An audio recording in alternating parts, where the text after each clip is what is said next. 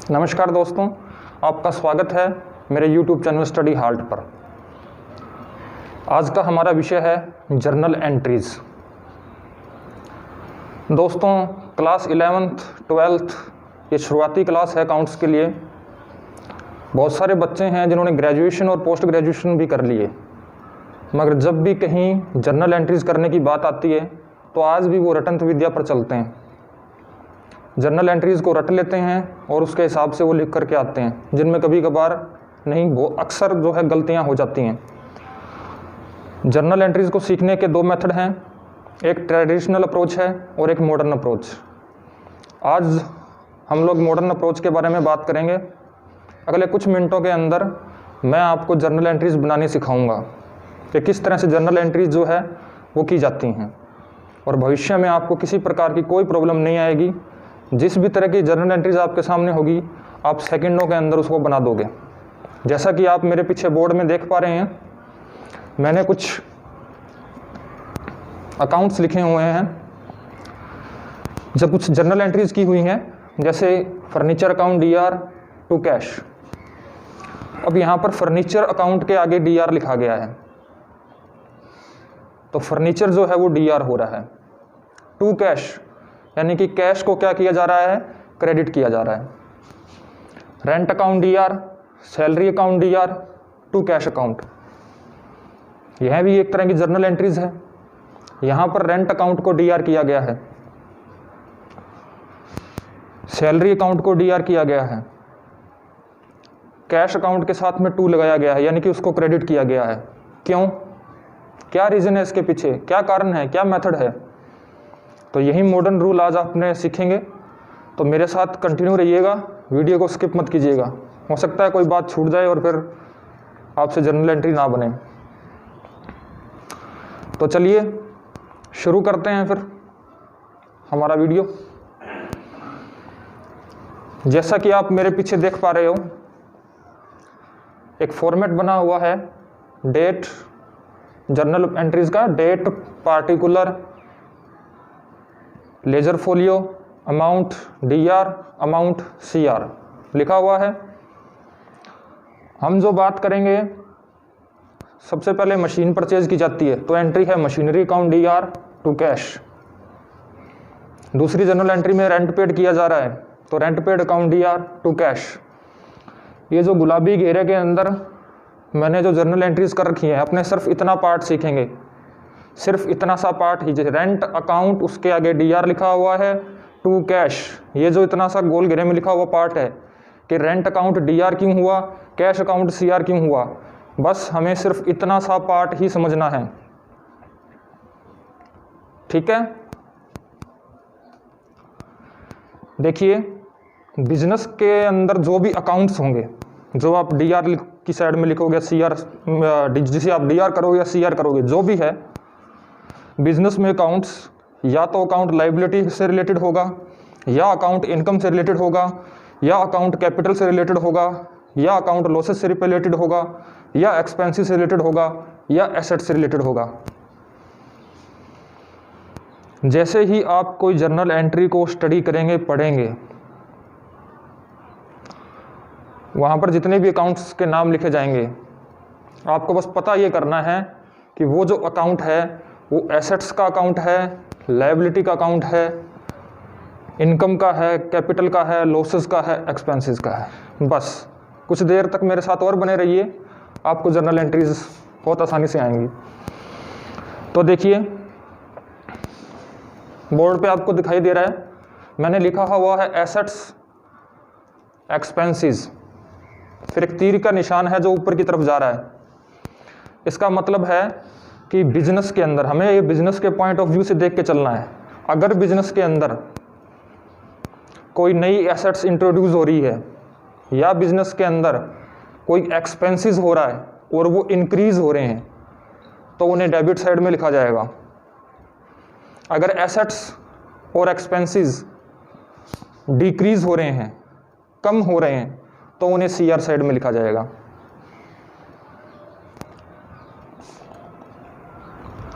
Liability, income या capital, इन तीनों से संबंधित अगर कोई अकाउंट है, अगर वो इंक्रीज हो रहा है तो उसे क्रेडिट साइड में लिखेंगे, और अगर वो डिक्रीज हो रहा है तो उसे डेबिट साइड में लिखेंगे।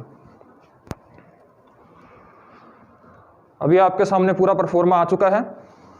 हम शॉर्टकट में चलेंगे, एसेट्स को हम ए से बुलाएंगे, एक्सपेंसेस को हम ई से बुलाएंगे। एसेट्स ए, एक्सपेंसेस ई, और लाइबिलिटी का एल ले लिया, इनकम का आई और कैपिटल का सी। यानी कि आपको थोड़ा याद रखने के लिए ए ई अगर बढ़े तो डी आर, ए ई कम हो डिक्रीज हो तो सी आर, एल आई सी यानी कि लाइबिलिटी का संबंधित कोई अकाउंट हो या इनकम से संबंधित अकाउंट हो या कैपिटल से संबंधित अकाउंट हो, अगर वो बढ़ता है तो सी आर साइड में और घटता है तो डी आर साइड में। ए ई बढ़े तो डी आर, घटे तो सी आर, एल आई सी बढ़े तो सी आर, घटे तो डी आर। अब हम जर्नल एंट्रीज करते चले जाएंगे और इस मेथड की प्रैक्टिस करेंगे। सबसे पहले तो जर्नल एंट्रीज आ रही है, प्रेम प्रकाश ने नगद से व्यापार प्रारंभ किया। Prem Prakash started business with cash ₹1 lakh. जैसे ही आप कोई जर्नल एंट्री की ट्रांजैक्शन को पढ़ेंगे, सबसे पहले आपको ये पता लगाना है कि इसमें कौन कौन से अकाउंट आ रहे हैं।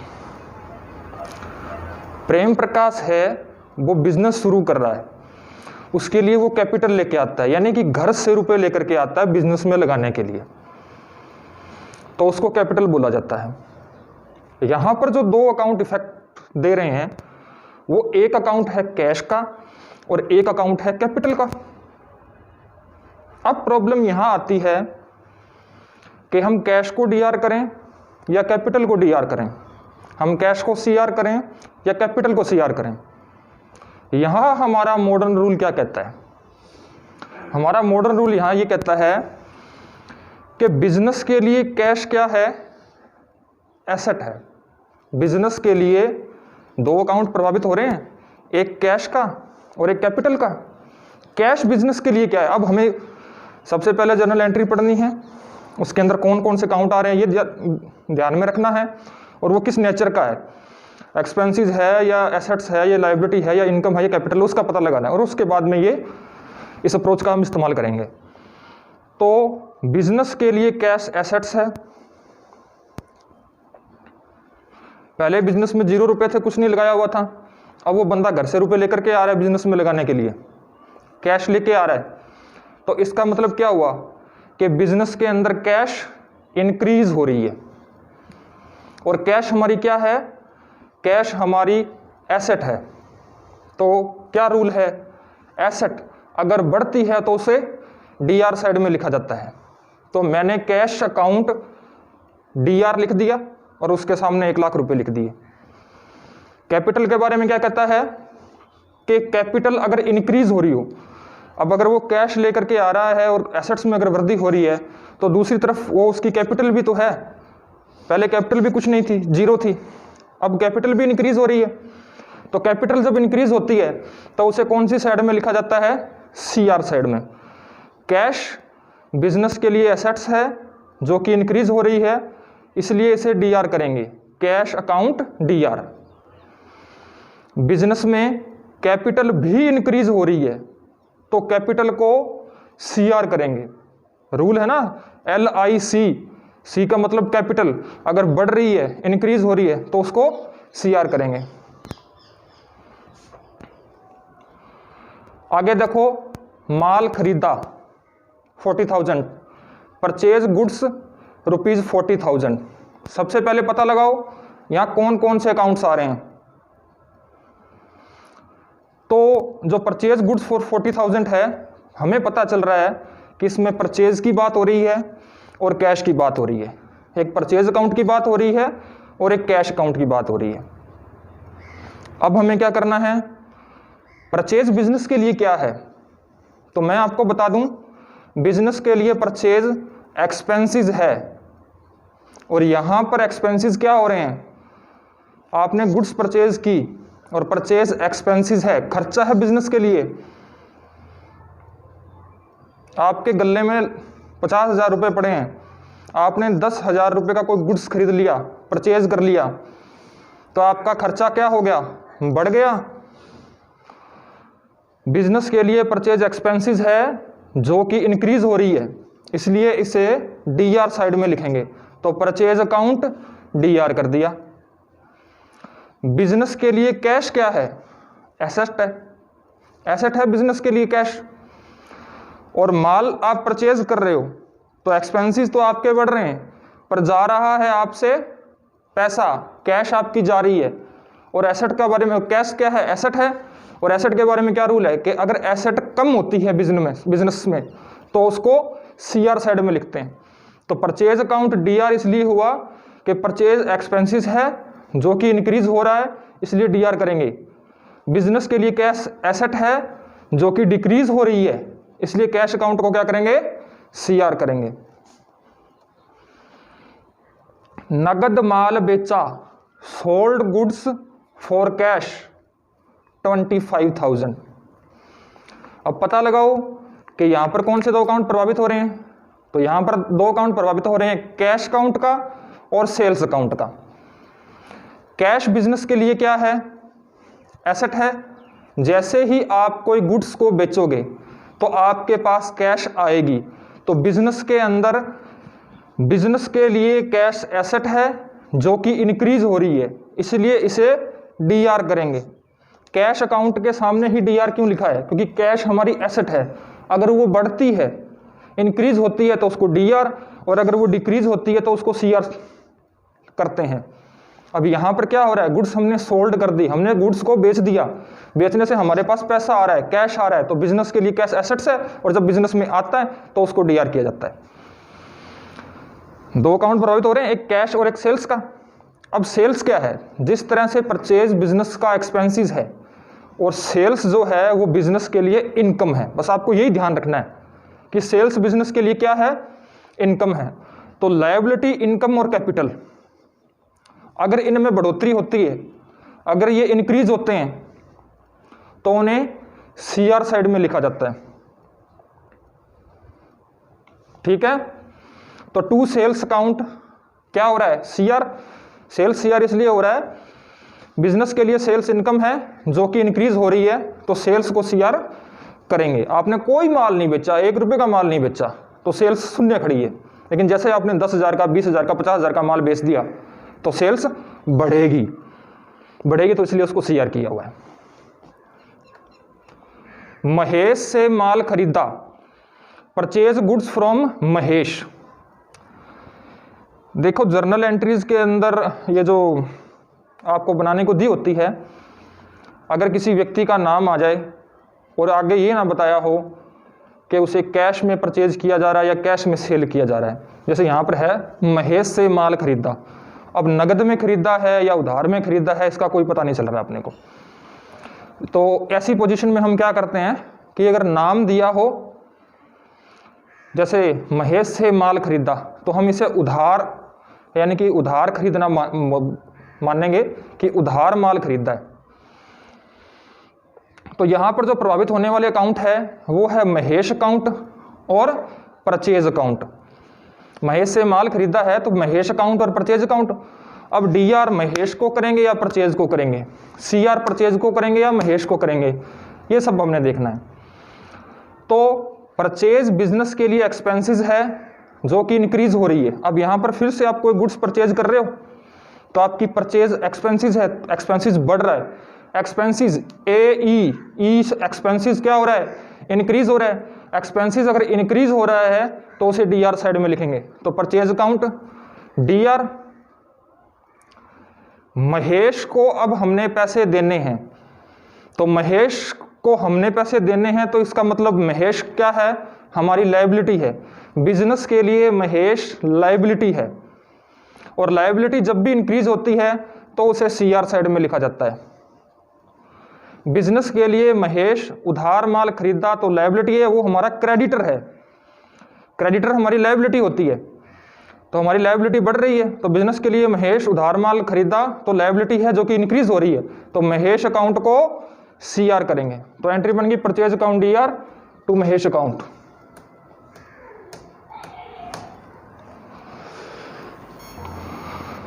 अब अगली जर्नल एंट्री है, विजय को माल बेचा, sold goods to Vijay ₹36,000।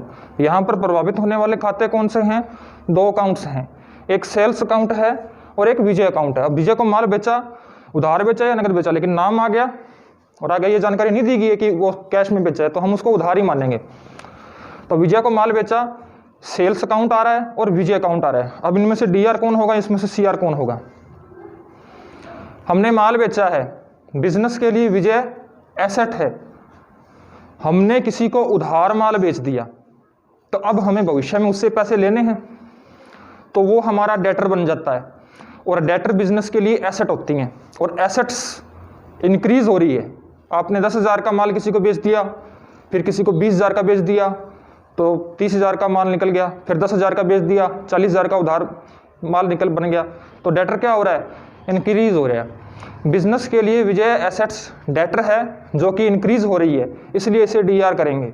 Assets जब भी बढ़ती है तो उसे डीआर किया जाता है, तो इस वजह से विजय अकाउंट को डीआर किया गया है। सेल्स है, सेल्स बिजनेस के लिए क्या है? इनकम है, और इनकम हमारी क्या हो रही है? अब इंक्रीज हो रही है। जैसे हम माल बेचेंगे तो हमारी सेल्स क्या होगी? इंक्रीज हो जाएगी। बिजनेस के लिए सेल्स इनकम है जो कि इंक्रीज हो रही है, तो सेल्स अकाउंट को सीआर करेंगे, तो एंट्री बनेगी Vijay account DR to sales account. अब आगे आता है महेश को नगद चुकाए, कैश पेड टू महेश। हमने महेश से उधार माल खरीदा था, अब महेश को हम पैसे चुकाने जा रहे हैं। तो यहां पर 2 अकाउंट प्रभावित होते हैं, कौन कौन से? एक कैश अकाउंट और एक महेश अकाउंट।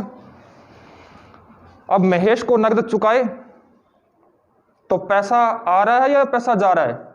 पैसा जा रहा है, कैश जा रही है। कैश हमारी एसेट्स है, अगर हमारे गले से निकल के पैसा जा रहा है, इसका मतलब कि बिजनेस से क्या हो रहा है? कैश डिक्रीज हो रहा है, और कैश हमारी एसेट है। बिजनेस के लिए कैश एसेट है जो कि डिक्रीज हो रही है, इसलिए इसे सीआर करेंगे। तो टू कैश अकाउंट को हमने सीआर कर दिया। बिजनेस के लिए महेश उधार माल खरीदा था, लायबिलिटी क्रेडिटर है जो कि डिक्रीज हो रही है, तो महेश अकाउंट को डीआर करेंगे। देखो, आपने किसी से उधार माल ले लिया, जब हम किसी से उधार माल लेते हैं तो वो बंदा हमारा क्रेडिटर बन जाता है।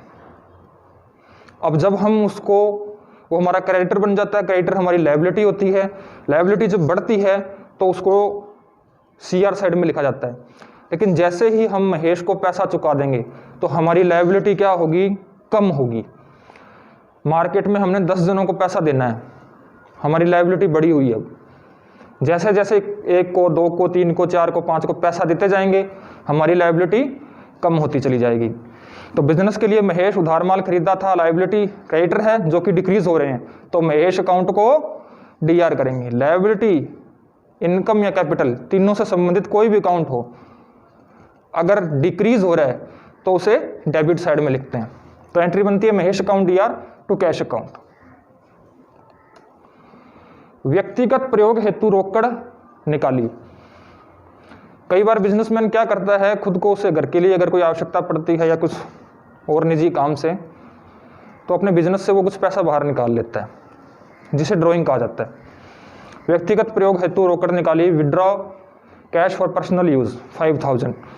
अब यहाँ पर 2 कौन से अकाउंट प्रभावित हो रहे हैं? एक तो पैसा जा रहा है तो वो कैश अकाउंट हो गया, और निजी प्रयोग के लिए निकाल रहा है तो बिजनेसमैन के लिए हम ड्राइंग शब्द का इस्तेमाल करेंगे। तो कैश अकाउंट और ड्राइंग अकाउंट, 2 अकाउंट प्रभावित हो रहे हैं। व्यक्तिगत प्रयोग हेतु यदि बिजनेस में ओनर द्वारा बिजनेस से रुपया निकाला जाता है तो ड्राइंग अकाउंट को डेबिट किया जाता है।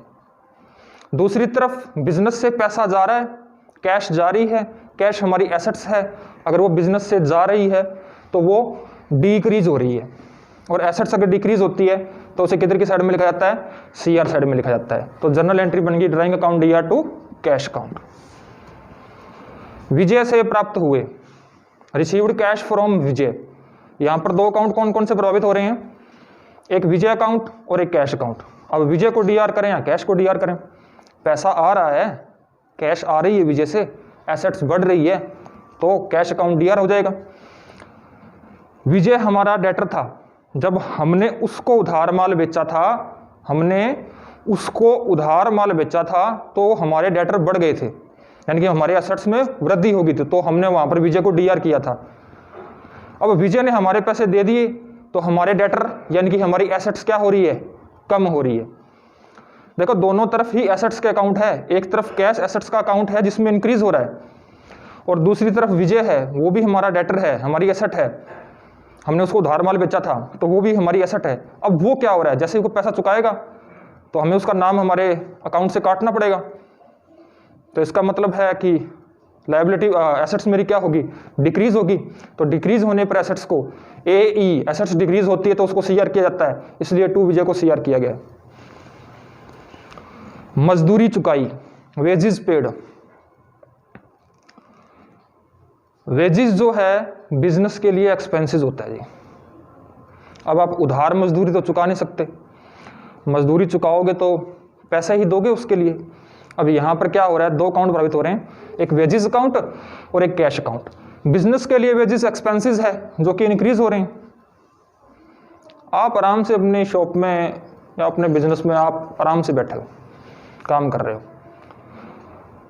पैसा आपके गल्ले के अंदर पड़ा हुआ है, अचानक से आपको किसी तरह का कोई काम करवाना पड़ जाता है और लोगों को पैसा देना पड़ जाता है, तो क्या हो गया, आपका खर्चा हो गया। तो वेजेस क्या है, आपका खर्चा है। बिजनेस के लिए वेजेस एक्सपेंसेस है, और एक्सपेंसेस क्या हो रहे हैं, इंक्रीज हो रहे हैं। बिजनेस के लिए वेजेस एक्सपेंसेस है जो कि इंक्रीज हो रहे हैं, इसलिए इसे डीआर करेंगे, इसलिए वेजेस अकाउंट को डीआर किया गया। कैश बिजनेस के लिए एसेट है और अब वो डिक्रीज हो रहे हैं क्योंकि पैसा बिजनेस से बाहर जा रहा है, तो इसको CR करते हैं। दीपक को वेतन चुकाया,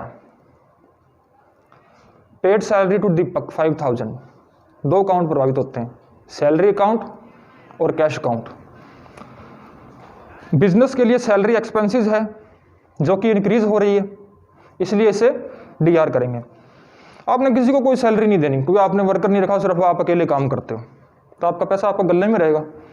लेकिन आपने एक वर्कर अपने लिए रख लिया, उसे काम करवाते हो, पर मंथ उसे सैलरी पेड करनी पड़ेगी, तो वेजेस देनी पड़ेगी, तो वो वेजेस क्या हो गया, आपके लिए एक्सपेंसेस हो गया, उसमें बढ़ोतरी हो रही है। तो क्या बताया था, ए एसेट और एक्सपेंसेस। अब ये एक्सपेंसेस से रिलेटेड अकाउंट है, एक्सपेंसेस में अगर बढ़ोतरी हो रही है तो उसे डीआर कर देंगे। बढ़ोतरी हो रही है, सैलरी अकाउंट क्या होगा, डीआर होगा, क्योंकि वो हमारा खर्चा है। बिजनेस के लिए कैश एसेट है जो कि डिक्रीज हो रही है, तो कैश अकाउंट को क्या करेंगे, CR। कमल को दुकान का किराया चुकाया, कमल को दुकान का किराया चुकाया। अब यहां पर जो दो अकाउंट प्रभावित हो रहे हैं, एक है रेंट अकाउंट और दूसरा है कैश अकाउंट। अब रेंट आप अगर दोगे तो आपके खर्चों में क्या होगा, एक्सपेंसेस में क्या होगा, एक्सपेंसेस आपके बढ़ेंगे, इसीलिए रेंट अकाउंट को डीआर किया गया है। कैश बिजनेस से जारी है, इसलिए कैश अकाउंट को CR किया गया। स्वामी द्वारा निजी प्रयोग हेतु माल का आहरण। कई बार व्यापार का स्वामी निजी प्रयोग हेतु व्यापार से माल ले लेता है। पृथक अस्तित्व की अवधारणा के अनुसार व्यापार के स्वामी का अस्तित्व व्यापार से पृथक होने के कारण उसका खाता ड्राइंग अकाउंट नाम से डेबिट किया जाएगा। यहाँ पर माल का विक्रय नहीं किया गया है, हमने कोई सेल नहीं की है, किंतु क्रय किए गए माल में कमी आती है, अतः परचेज को लागत मूल्य से क्रेडिट किया जाएगा। देखो अब यहाँ पर जो दो अकाउंट प्रभावित हो रहे हैं वो है परचेज और ड्राइंग। निजी प्रयोग के लिए स्वामी ने क्या किया, माल को निकाल लिया, गुड्स पर्सनल यूज़ के लिए ले गया।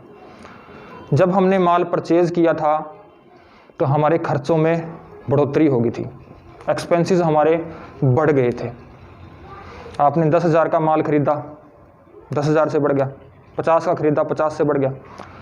अब क्या हो रहा है, उस एक्सपेंसेस में कमी आ रही है।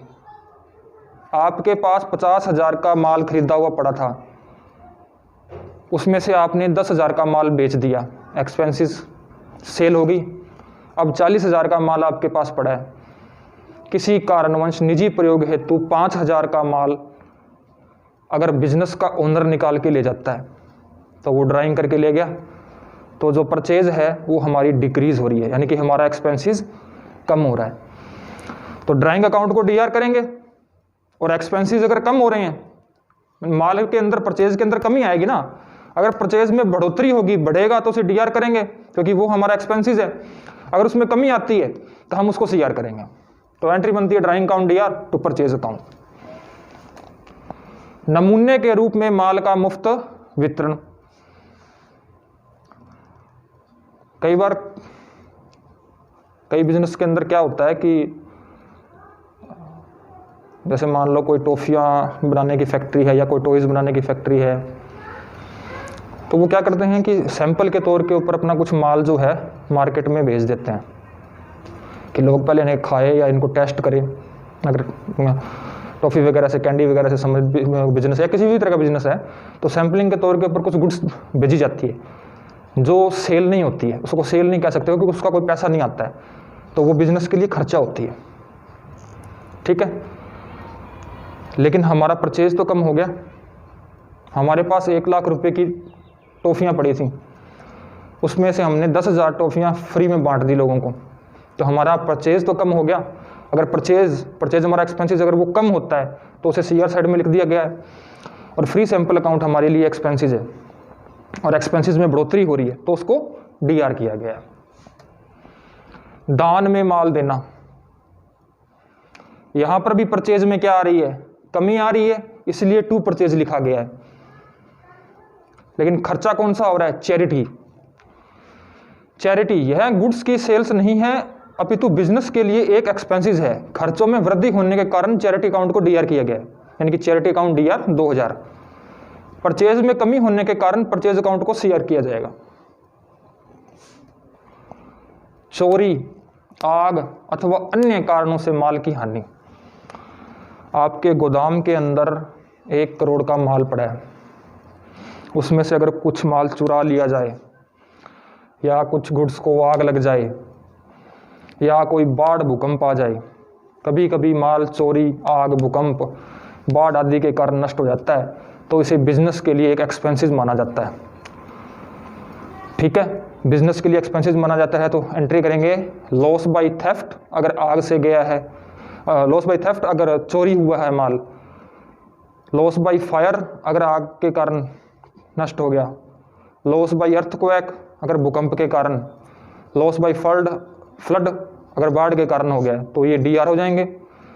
परचेज में क्या हो रही है, माल जो आपका पड़ा था 1 करोड़ का, उसमें क्या हो रही है, कमी हो रही है, तो परचेज अकाउंट को सीआर किया गया। डूबत ऋण, बैड डेट्स हो गए जी 20,000 रुपये। आपने 50,000 का माल राम नाम के एक बंदे को दे दिया। जब पैसे लेने का वक्त आया तो उस बंदे ने पैसे देने से मना कर दिया। जब आपने उसको उधार माल बेचा तो वो आपका डेटर बना, आपके डेटर्स में क्या हुआ, वृद्धि हुई, और जब उसने पैसा देने से मना कर दिया तो अब हमारे डेटर्स में कमी आएगी। जब ग्राहक को उधार माल बेचा जाता है तो यह व्यवसाय के लिए देनदार डेटर माना जाता है। डेटर के दिवालिया होने पर, मर जाने या अन्य कारण से डेटर से राशि नहीं मिलती है तो प्राप्त न होने वाली यह राशि बैड डेट्स कहलाती है। बैड डेट्स व्यवसाय के लिए हानि है, लॉस है, जिससे डूबत ऋण खाते को डीआर करेंगे। बैड डेट्स जो क्या है, बिजनेस के लिए एक किस्म का लॉस है, एक्सपेंसेस है, लॉस है। जब भी लॉस में बढ़ोतरी होती है या लॉस होता है तो उसे डेबिट किया जाता है। तो bad debts account D R. Debtor business के लिए एसेट हैं, एसेट में कमी होने के कारण इसको सीआर किया जाएगा। तो जैसे अगर मान लो हमने राम को माल बेचा है तो bad debts account DR to Ram account. Debtor में हमारी कमी आ रही है, राम हमारा डेटर है और डेटर हमारी एसेट है, एसेट में कमी आती है तो उसे सीआर साइड में लिखा जाता है। डेटर के दिवालिया होने पर 20,000 में से 12,000 ही प्राप्त हुए। देनदार के दिवालिया होने पर यदि कोई यथानुपात वितरण प्रो राटा डिस्ट्रीब्यूशन के अंतर्गत प्राप्ति होती है, तो कैश में वृद्धि होने के कारण कैश अकाउंट को डीआर करेंगे। अब देखिए, आपने राम को 50,000 का माल बेच दिया, उसमें से उसने आपको सिर्फ 30,000 रुपये दिए, बाकी के 20,000 रुपये उसने आपको नहीं दिए। तो यहाँ पर कौन कौन से अकाउंट इफेक्टिव हो रहे हैं? एक तो बैड डेट्स है, एक डेटर का पर्सनल अकाउंट है और एक कैश अकाउंट है। 50,000 रुपये हैं जिसमें से 30,000 रुपये 30,000 रुपीज़ उसने आपको दे दिए, तो 30,000 रुपीज़ से कैश आपकी बढ़ेगी, कैश आपकी एसेट्स है, बढ़ेगी तो उसे डीआर कर दिया, कैश अकाउंट डीआर। सॉरी, अपने ये 20,000 लेके चलते हैं, इसमें से 12,000 ही प्राप्त हुए, तो कैश अकाउंट डीआर 12,000 कर दिया। बैड डेट्स हो गए आपके 8,000 रुपये के। बैड डेट्स अगर आपके 8,000 रुपये के हो गए हैं, बैड डेट्स बिजनेस के लिए क्या है? लॉस है। अगर लॉस में वृद्धि होती है तो उसे डीआर किया जाता है, तो बैड डेट्स अकाउंट डीआर 8,000। अब राम आपके लिए क्या है? डेटर है। डेटर में आपने राम के आगे 50,000 रुपये लिखे हुए थे, 20,000 रुपये लिखे हुए थे, जिसमें से 12,000 उसने दे दिए, 8,000 आपके डूब गए, तब 20,000 से आपका डेटर पूरे का पूरा एसेट आपकी कम होगी, इसलिए टू राम लिखा जाएगा या टू डेटर पर्सनल अकाउंट, जो भी उस व्यक्ति का नाम होगा। अनेक बार ऐसा होता है कि किसी देनदार डेटर के खाते को बैड डेट्स अकाउंट से अपलिखित यानी कि रिटर्न ऑफ कर दिया गया है, किंतु कुछ समय पश्चात उस देनदार डेटर से संपूर्ण या आंशिक राशि प्राप्त हो जाती है, तो इसे डुब्बत ऋण वसूली बैड डेट्स रिकवर्ड कहते हैं। इस संदर्भ में यह ध्यान रखना चाहिए कि डुब्बत ऋण वसूली पर बैड डेट्स रिकवर्ड अकाउंट को सीआर किया जाएगा, देनदार डेटर का खाता सीआर नहीं किया जाएगा, क्योंकि डुब्बत ऋण की प्रविष्टि के समय यह खाता सीआर किया जा चुका है। अब देखो, आपने एंट्री मार दी cash account DR, bad debts account DR, to Ram account. अब यहाँ पर आपने राम को सीआर कर दिया, 8,000 रुपये आपके डूब गए थे। मगर कभी कभार क्या होता है कि सामने वाला जो डेटर होता है, जिससे हमें कुछ रुपए प्राप्त नहीं होते हैं, उसकी अगर स्थिति अच्छी हो जाए और तो वो हमें 8,000 रुपये वापस लौटा दे, तो वापस लौटाने के ऊपर कैश हमारे पास आ रहा है, तो कैश अकाउंट डीआर और to bad debts recovered account आएगा। ये थोड़ा गलत प्रिंट होया हुआ है, बैड डेट्स रिकवर्ड अकाउंट इसकी जगह पर आएगा।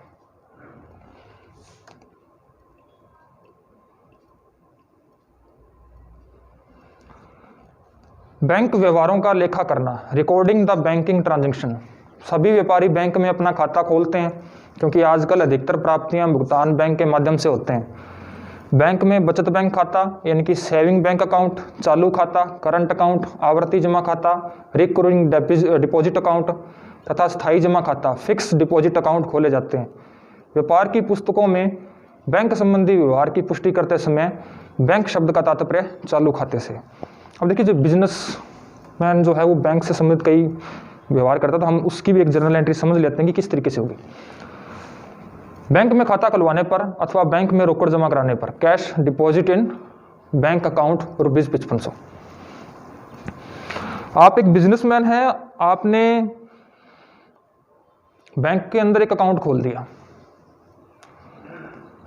बिजनेस के लिए बैंक एसेट है जो कि इंक्रीज हो रही है, इसलिए इसे डीआर करेंगे।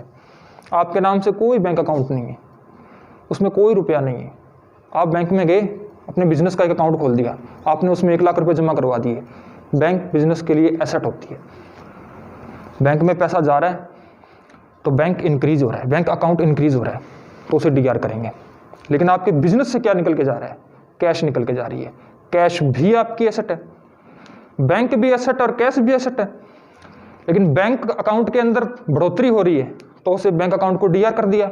कैश बिजनेस से निकल करके जा रही है तो टू कैश एसेट है जो डिक्रीज हो रही है, इसलिए टू कैश किया गया। बैंक से व्यापार हेतु राशि निकालने पर 1 लाख रुपए आपने जमा करवा दिया, 10 दिन बाद में गई आपको 50,000 रुपए की आवश्यकता पड़ गई, तो क्या होगा? 2 अकाउंट प्रभावित होंगे, एक कैश और एक बैंक। आपको 50,000 की आवश्यकता पड़ी, आपने पर्ची भरी, बैंक वाले को पकड़ाया, आपको वो 50,000 रुपये निकाल के दे देता है, तो 2 अकाउंट प्रभावित हो रहे हैं, एक कैश अकाउंट और एक बैंक अकाउंट। बैंक है वो आपकी एसेट है, अब उससे पैसे निकल रहे हैं तो वो डिक्रीज हो रही है। एसेट डिक्रीज होने पे उसको क्या कहता है, सीआर किया जाता है। तो टू बैंक अकाउंट कर दिया। बिजनेस के लिए पैसा आ रहा है, कैश एसेट है जो बढ़ रही है, तो उसको डीआर कर दिया।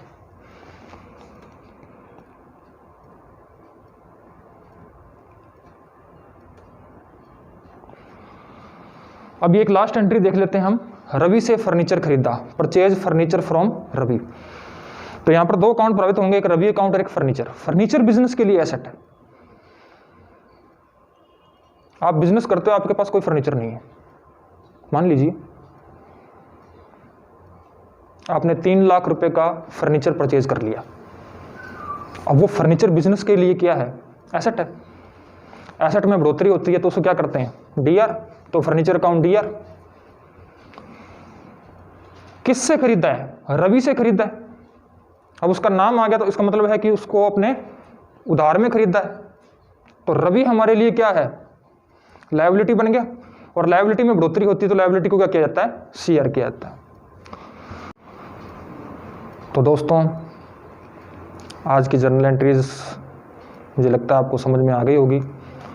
अब आप इसकी प्रैक्टिस करें, और अगर किसी तरह की कोई प्रॉब्लम्स आपको आती है तो कमेंट बॉक्स के अंदर आप लिख सकते हैं। मैं हर एक बंदे के मैसेज को पर्सनली जो है उसका जवाब दूंगा मैं कमेंट सेक्शन के अंदर। अगर आपको मेरा ये वीडियो अच्छा लगा तो कृपया करके मेरे चैनल को सब्सक्राइब करें। इस वीडियो को ज़्यादा से ज़्यादा अपने दोस्तों मित्रों से शेयर करें, और अगर कुछ नहीं कर सकते तो लाइक का बटन दबा दें, लाइक करें मेरी वीडियो को। धन्यवाद दोस्तों, बाय बाय।